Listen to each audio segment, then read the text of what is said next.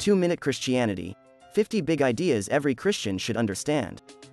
Chapter 30. The Ten Commandments. They may not say what you think.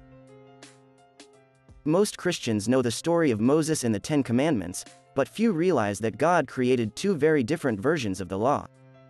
Let's review the story. Moses received the Ten Commandments from God on Mount Sinai, but the anxious Israelites made a golden calf during his long absence. Moses was furious when he returned.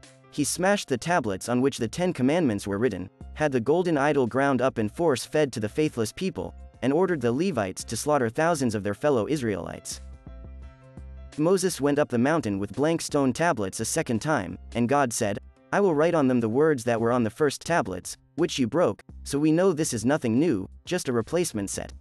God labels these the Ten Commandments, the first time the term is used in the Bible. This second set was placed in the Ark of the Covenant. Despite what God said, this second set is very different from the first. Number 1, "Have no other gods before me," is replaced by a prohibition against treaties with the Canaanite tribes. Number 5, "Honor your mother and father," is replaced by, "The first offspring from every womb belongs to me." And no exemption is made for human babies.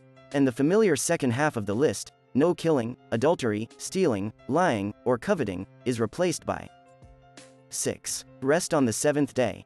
7. Celebrate the Feast of Weeks. 8. No leavened bread during Passover. 9. Bring the best of the first harvest to the Lord. 10. Don't eat goat cooked in milk. Christians who want to see the Ten Commandments displayed in public buildings may want to clarify which set. One book with two radically different versions of God's law is easily explained by the documentary hypothesis. The two versions came from two different traditions, which were eventually combined, but the explanation isn't the point. The point is that the Ten Commandments are not a single, unambiguous set from an infallible Bible.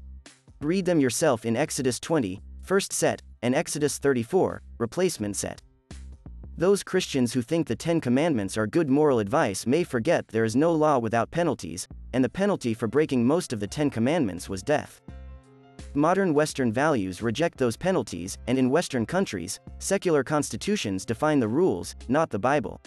We don't find prohibitions against slavery, rape, and torture in the Bible, nor do we find support for freedom of speech and religion, the right to marry regardless of religion or race, universal suffrage, or democracy.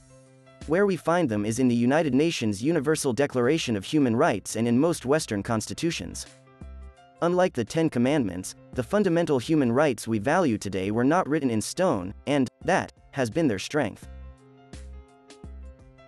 What do you think? Add a comment, and don't forget to like and subscribe. To read the text of this chapter with references, go to 2minutechristianity.com and search for this chapter. Or buy the book and get all 50 chapters at once. Thanks for your interest.